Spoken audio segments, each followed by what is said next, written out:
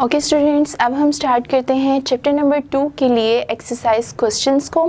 First question is 2.1 and the statement is define the terms unit vector, position vector and the components of the vector. तो start करते हैं हम simply unit vectors के साथ। Unit vectors जो हैं वो क्या होते हैं? यूनिट वेक्टर्स हमारे पास ऐसे वेक्टर्स होते हैं जिनका मैग्नीट्यूड यूनिटी के इक्वल होता है। यूनिटी मतलब 1 के इक्वल होता है, इसी वजह से हम इनको यूनिट वेक्टर्स का नाम देते हैं। और ये वेक्टर किसी भी गिवन डायरेक्शन में ड्रॉ किए जाते हैं। बेसिकली यूनिट वेक्टर्स को स्टडी करने का मकसद क्या होता है कि ये हमें जो है वो हमारे एक्स वाई जी एक्सिस की स्पेसिफिक डायरेक्शंस को जो है वो शो करवा रहे होते हैं। ठीक है, तो यूनिट वेक्टर्स की जो रिप्रेजेंटेशन होती है वो किस तरह से की जाती है? फॉर एग्जांपल एक वेक्टर हमारे पास यूनिट वेक्टर ए है, ठीक है, तो इसको रिप्रेजेंटेशन इसकी जो है वो किस तरह से की जाएगी? बाय प्लेसिंग कैप या फिर हैट का साइन हम डाल दें अपने इस वेक्टर के ऊपर, तो ये हमारा यूनिट वेक्टर जो है वो बन जाता है। और इसका फॉर्मूला किस तरह से होता है? Unit vector is equalling to vector यानी a original vector with a arrow head divided by इसी वेक्टर का मैग्नीट्यूड। और मैग्नीट्यूड को यूजुअली हम मॉड्यूलस में लिखते हैं। तो ये जो दो लाइंस हैं जिनके इन बिटवीन हमने ए को लिखा है, ये ए के मॉड्यूलस यानी ए के जो है वो मैग्नीट्यूड को शो कर रहे हैं। ठीक है, तो ये है हमारे पास unit vector. Next one is a position vector. तो पोजीशन वेक्टर क्या होता है?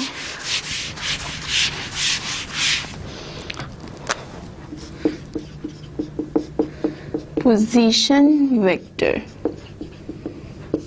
पोजीशन वेक्टर बेसिकली ऐसा वेक्टर होता है जो कि किसी यानी आप कह लें कि हम अगर ये एक प्लेन कंसिडर कर लेते हैं, ठीक है, प्लेन ले लें या फिर आप स्पेस ले लें जिसके अंदर आपने एक पॉइंट को फिक्स किया हुआ है जिसको आप ओरिजिन का नाम देते हैं।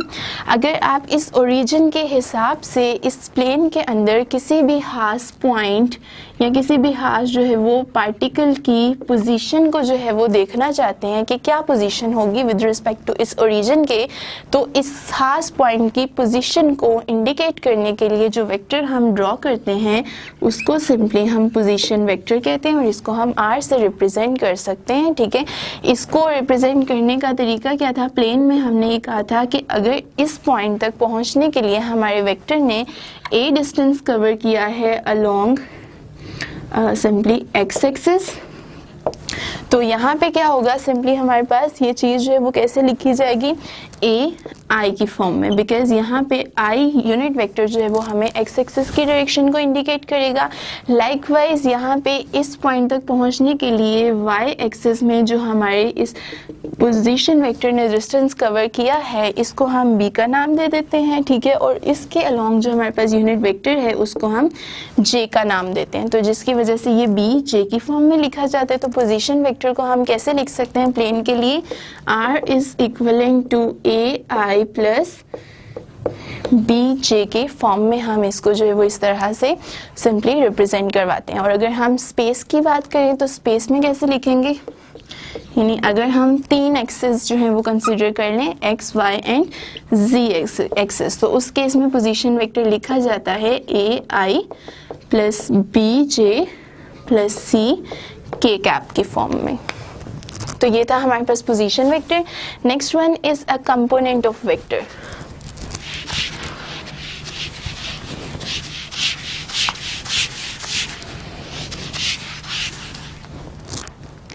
Component of vector,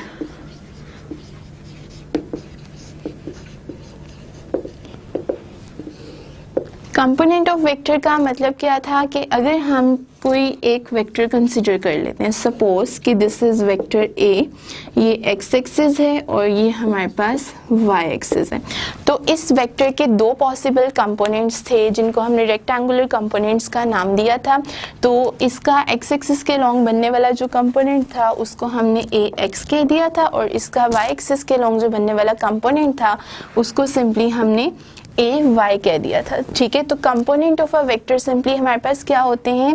component of a vector का मतलब होता है कि इसी ए वेक्टर का एक इफेक्ट हम देख रहे हैं किसी भी हाथ एक्सिस के अलोंग, इधर वो एक्स एक्सिस होगा या फिर वो वाई एक्सिस होगा, तो इसको हम कहते हैं कि ये हमारा कंपोनेंट होगा वेक्टर का, ठीक है।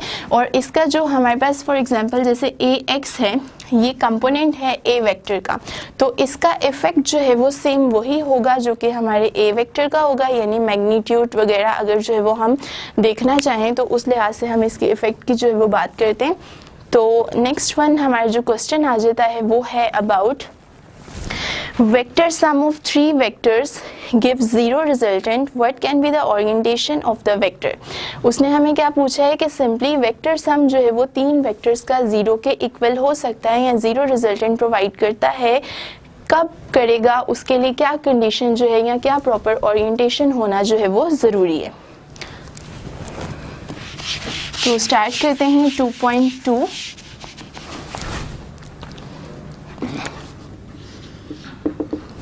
अब अगर हम जो है वो 3 वेक्टर्स कंसिडर कर लेते हैं, ठीक है, यहाँ पे दिस इज A1 वेक्टर, ठीक है, दिस इज A2 वेक्टर, और साथ ही साथ हम एक तीसरा वेक्टर कंसिडर कर लेते हैं, डेट इज ये जो है वो हमारे पास हमारा A3 वेक्टर आ गया, ठीक है।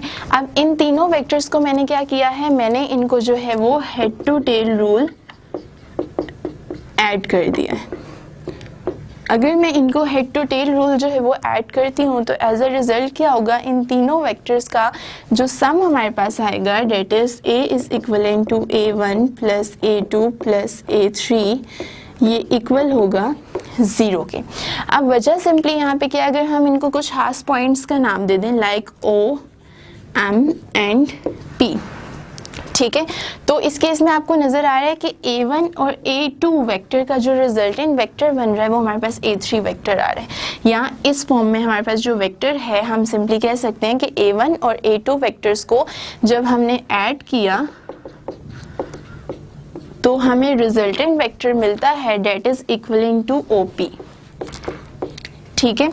लेकिन साथ ही साथ हमें ये चीज नजर आ रही है कि जो हमारा A3 वेक्टर है वो क्या है, वो है PO। तो आप यहाँ पे देख सकते हैं कि OP और साथ ही साथ हमारा PO दोनों एक दूसरे से बिल्कुल ऑपोजिट इन डायरेक्शन है। अगर इस चीज़ को हम ऊपर प्लेस करें तो कैसे लिखेंगे, इन दोनों की वजह से आ रहा है OP और इसके बिल्कुल ऑपोजिट इन डायरेक्शन है हमारे पास third vector, that is minus PO। तो ये दोनों एक दूसरे के इफेक्ट को क्या कर देंगे, कैंसिल, और आंसर आएगा हमारे पास बिल्कुल 0 के इक्वल। तो ये वो कंडीशन है कि अगर हम तीनों वेक्टर्स को हेड टू टेल रूल इस तरह से ज्वाइन करते हैं कि ये एक ट्रायंगल बन जाती है हमारे पास, तो इस केस में हमारे पास जो हमारे तीनों वेक्टर्स होंगे उनका सम किसके इक्वल आ जाएगा, 0 के जो है वो बिल्कुल इक्वलेंट सम आ जाएगा। तो ये था हमारा क्वेश्चन नंबर 2.2।